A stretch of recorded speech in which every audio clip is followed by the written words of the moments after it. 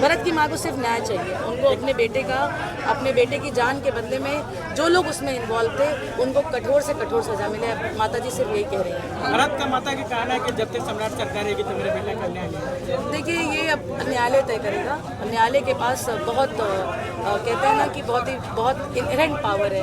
किस तरह से उन्होंने आपको जानकारी दी? मैं मिलने तो कल ही आई थी और हम लोगों ने परिवार की सहमति ली है रिट पिटीशन फाइल करने का, और हमने आज रिट पिटीशन फाइल कर दिया है हाई कोर्ट में। और अब हम लोग डेट ऑफ हियरिंग का इंतजार कर रहे हैं, जिसमें कोर्ट के सामने हम लोग अपीयर होंगे और कोर्ट से अपनी बातें कहेंगे। माता जी के द्वारा रिट पिटीशन फाइल किया गया है पटना हाईकोर्ट में। जी, पटना हाईकोर्ट में। क्या उसमें क्या उल्लेख किया गया है? नहीं, उल्लेख तो आपको कैसे भी बता दें, अभी तो ये कोर्ट का मैटर है, अभी तो कोर्ट ये डिसाइड करेगा। उल्लेख ये कि भाई हमें सीबीआई निष्पक्ष जांच चाहिए सीबीआई के द्वारा, और जो हमारे साथ अन्याय हुआ है, जो लोग इसमें हैं इन्वॉल्व, सीबीआई उसको जांच करे और सीबीआई जांच करके अपराधियों को कठोर से कठोर सजा पहुंचाए। मैडम, जिस तरह से आज़ाद भारत में आत्मसमर्पण करने के बाद भी बिहार पुलिस द्वारा गोली चलाई गई थी, क्या कहेंगी? देखिए, वो तो बिल्कुल गलत है। वो जैसा कि लोग कह रहे हैं कि वो एनकाउंटर है, मैं बताना चाहूँगी, मैंने कई बार बताया है कि एनकाउंटर जैसी कोई शब्दावली हमारे यहाँ है ही नहीं है। और आप पुलिस जो जस्टिफिकेशन दे रही है कि वो, तो ये सब बातें हम लोग न्यायालय में रखेंगे।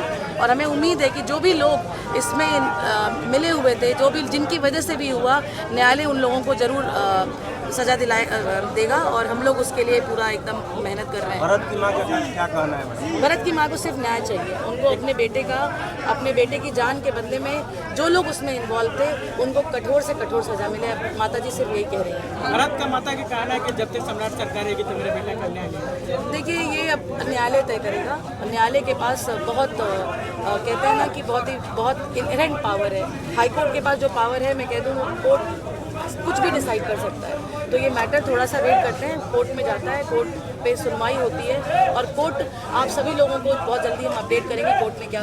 इनकाउंटर के बाद परिवार के लोगों पर मुकदमा होना, ये कहाँ तक जाएगा? देखिए, ये रिटेलिएशन है, ये क्रॉस एफआईआर गलत है, और परिवार के साथ साथ गाँव वालों पे भी एफआईआर हुआ है, तो कहीं ना कहीं रिटेलिएटरी स्टेप उनके लिए बैकफायर करेगा। पुलिस अपना केस वापस ले?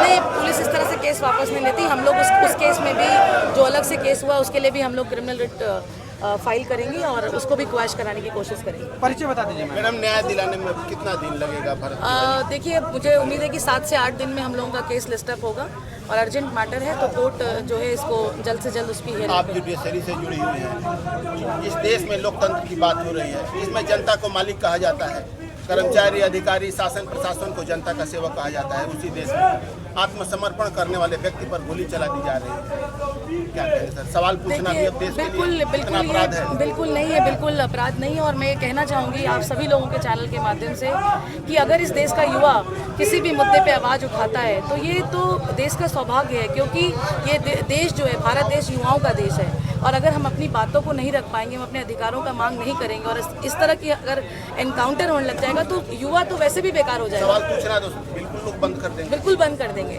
तो मुझे पूरी उम्मीद है न्यायपालिका से, हाईकोर्ट ऑफ पटना से, कि हम लोगों को इस केस में बिल्कुल ऑर्डर करेगा सीबीआई जांच का, और वो जांच टाइम बाउंड मैनर में होगा और परिवार को न्याय मिलेगा। परिचय बता दीजिए आप। मेरा नाम वर्षा सिंह है, मैं अधिवक्ता हाईकोर्ट और सुप्रीम कोर्ट से।